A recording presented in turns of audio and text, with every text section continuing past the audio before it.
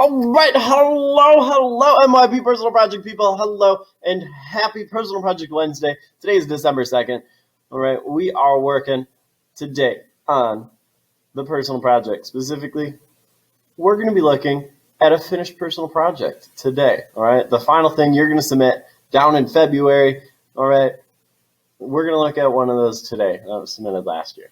Right, fantastic. So that's where we're going. I'm excited. It's a fantastic way for us to spend this day. Next class, we're going to be talking about the taking action phase outline. That's coming up next week. But this week, we're kind of bridging in between. So we're going to talk a little bit about the what the final paper is that you're working on. So let's do it. Before we get to that, really quick, some people haven't met with their supervisor yet. Right, and their supervisors are getting sad. All right, I've gotten emails from supervisors that my supervisors won't talk to me. They're ghosting me.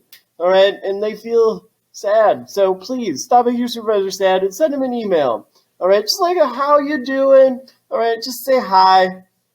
All right, let them know what you're working on. All right, say hi. All right, check in with your supervisor. All right, they would appreciate it. One of the requirements from IB is that you do meet with your supervisor. That's a requirement. So please help us meet those requirements and just say hi to your supervisor. They're not scary people. Go to their office hours, send them an email, send them a remind message, sign up for their office hours. If they're offering a group meeting, go to their group meeting, whatever it is. But please check in with them. They appreciate it. So do that. Special shout out to my supervisee group. You guys, I know who you are. Meet with me. All right. So do that if you haven't done it yet. Even if you're not done with your outlines, you're still working on one, still meet with them, all right? It's part of the project. Make a plan. You're not in trouble. Just meet with them, all right? So that's good. But one of the things we are working on right now is the investigating planning phase outlines. So please, you should have those done. If you don't, make a plan to get them done. If you haven't gotten them done, still meet with your supervisor. Just say hi to them. Let them know, all right? Make a plan on what you're going to do to get done. Just let them know you haven't forgotten about them. All right, it'd make your supervisor happy. If you just checked in, sent them an email, told them when you're going to get something done, and got it done by that date. All right? Yeah, that sounds delightful. All right, let's do that. And then, as I said, next time we'll talk about taking action phase. So that's coming up next time. But what we're going to do today is look at a completed personal project. So I went to the personal projects that were submitted last year. I pulled one, and we're just going to walk through that today and see what it looks like. All right, and that is our day. So let's head over to it. All right, so here is one of those submitted personal projects from last year. Let's take a look at it. Look at it. So basically the way this goes is you take the outlines that you've written, right? You take those outlines, you take some pictures that you took of the project, just some screenshots, something like that, video, something from your project that you did. And then you're going to take that and just kind of mash it all together with a few of your process journal entries. All right, just kind of push it all into a single document. And that's it. So we're going to look at this today. All right, so let's see. First, we got, they put their name on here. All right, I covered it up, but they put their name on there. All right, and their ID number, put our school name, put their school number. That's our ID school number. Title, it's a podcast. Ooh, a podcast. All right, goal of the project. Fun. Look how many words. This only needs to be 1,500 words. That's 1500. They did way more. All right, go for that. All right. And then, as I said, you just take the four outlines and you mash them together into a single document. So there's the heading from the first outline, investigating phase, goal and global context. I have a goal. They connect it to the global context, scientific and technological innovation. Awesome. Look at that. They mention it there. Beautiful. Gorgeous. Prior knowledge. All right. My goal will be challenging. Love it. Good thing to talk about. You should have chosen a challenging goal. Explain why it's challenging. Yeah, you get to say why it's challenging. So, perfect. That's there. All right. Fun. All right. Great. Demonstrating research skills. Also important right there. Talk about what kind of stuff you're doing. I like it. This one could have a touch more research skills. I wouldn't be mad if there was a little more research in there. Maybe a citation or something would be fun. Talking about evaluating sources. You can put some great research skills in your planning phase stuff. You can cite something that's great. A little more there, I wouldn't be mad. But otherwise gorgeous. And then we get to the planning phase right here. All right, and we like that. Right, so we have the planning phase. That's the one you've been working on as well. Look at that. Starts off with the criteria. We got some criteria here. Some people, you can adjust the table a little bit depending on what you go with, but essentially you've got what's it going to look like or have. It's going to cost this much. It's going to have this many pictures. It's going to be this long. It's going to be this tall. It's going to include this many people. It's going to be this good. It's going to smell this way. It's going to be this color. Whatever it is, it's going to be made out of cardboard. You put your criteria in. You're going to say why you chose to put a little research in. If you're stuck on criteria, highly recommend you go back and look at our previous last week's ACP video. All right, I showed some criteria stuff there. I'm starting a YouTube channel so you can look at that. All right, I think it's with my, I don't know how that works, but you can go back and look at the video. It's posted in ACP. All right, go back and look at it. Criteria, magic. Developing my criteria. Also there, you can see how these were selected, why these were selected. This is a fantastic place to cite a source. I chose to make my project out of cardboard because cardboard is a renewable resource, and you could cite that. That's a piece right there. That would be a fantastic way to tie in some research. All right, highly recommend doing that if you want to score a little higher on here. Timeline, look at this timeline right there. A list of dates, tasks, some details about why you're going to do it. So that's a great thing to put in there. Look, they're meeting with their supervisor. So nice. We got more dates, what's going to get done. Look, they're meeting their supervisor again. They can talk to their supervisor so much. Your supervisor must be so happy. All right. Wow. All right, and then they're submitting it. Awesome. And then look, they put in some details into why they're doing this. Look, I tried to spread out the work. Fantastic. That's a great way to show your self-management skills. All right, I'm trying to just space stuff out so I can get it done. That's a great one. Remember, self-management is an ATL skill. All right, so that's great to tie that in there. All right, I'm using my self-management skills, so I spaced them out so I could get us all done, make my commitments. Think about that when you're writing yours. Oh my goodness, this writes itself. And then there's another one, demonstrate self-management skills. That was the third question in the planning phase outline. So how are you using self-management skills? Perfect. All right, perfect transition. Taking action phase. This is going to be the next step. This is the next outline. So the third outline, we've got a little bit how to go, what'd you make. All right, you should be making something for the personal project. So this is just what are you making? This is your chance to kind of talk about that. Just explain what it looks like. So are you painting something? Are you making a cookbook? What's your cookbook look like? Are you recording a video? Are you learning a song? How's it going?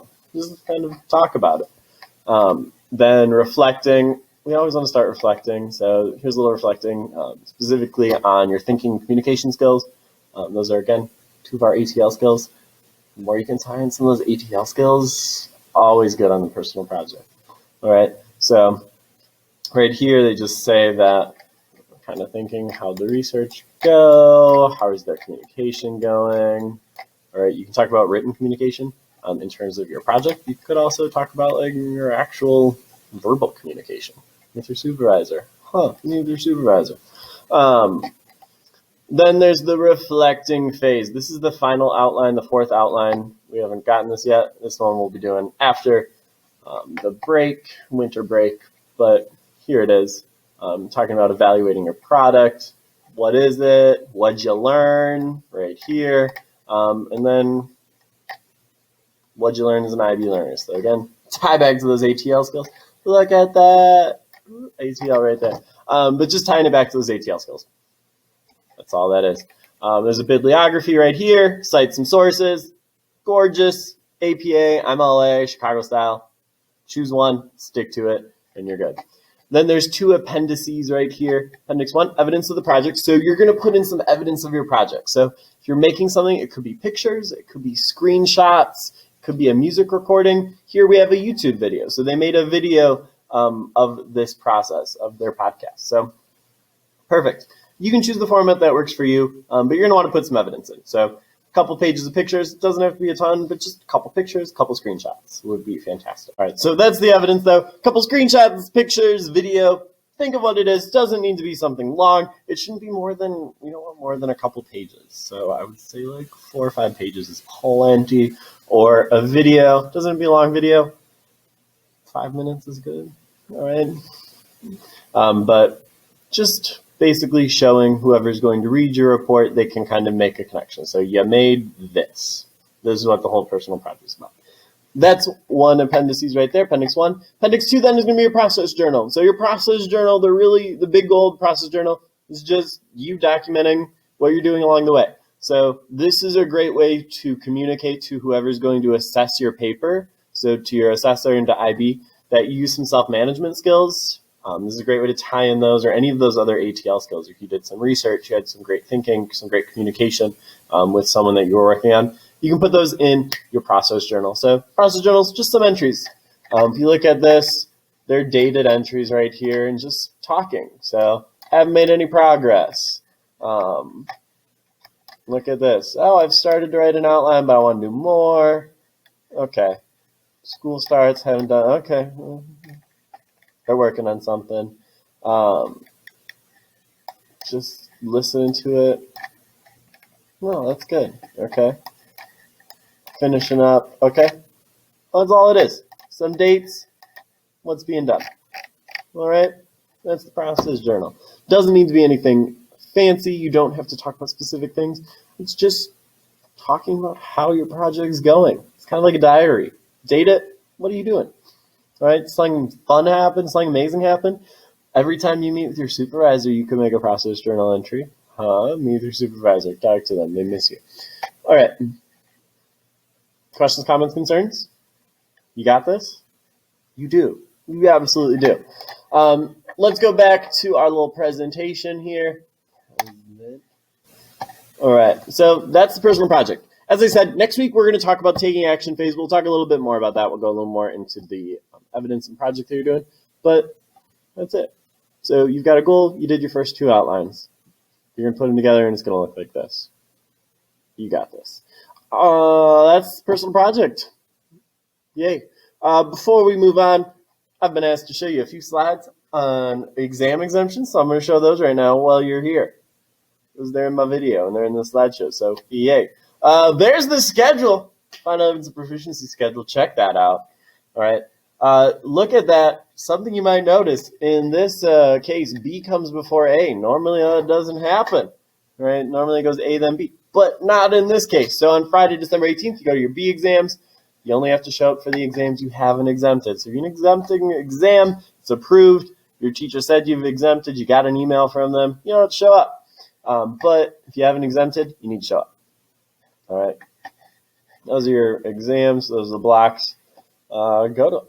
You're going to go to them just like you do in normal class. They're at different times, but just like you normally do. Go to your Google Meet class. All right. Go to that Google Meet link. That's all you do. All right, remember, to exempt an exam, you need an A or a B in the class and no unexcused absences. You can exempt as many exams as you want. You can exempt them all if you want, as long as you have an A or a B and no unexcused absences. All right, but talk to your teacher about those specific exam exemption requirements. Deadline to request an exemption is Monday, December 7th. That is this Monday. All right, so like today's Wednesday, so the next Monday coming up, make sure you have this in by. All right, what happens if I'm not able to exempt but I have an excused absence during exams? So like you get sick during exams and you can't go because you're at the doctor's office. All right, you can make up the exam. Email your teacher, talk to him, right? Preferably as soon as possible, because teachers have to get their grades in quickly, so communicate with them. What happens if I have an unexcused absence? Ooh, that's not good. And your teacher's going to do like you skipped any other evidence. Ooh. So don't do that. Don't have an unexcused absence during exams. Show up or get it excused. So, will the final exam lower my grade? Good question. Ask your teacher, right? Talk to your teacher. Please, right? Ask your teacher. That's really all I need to say about that. Talk to your teacher. It could potentially affect your grade, might replace it. Sometimes it might be new evidence. Talk to your teacher.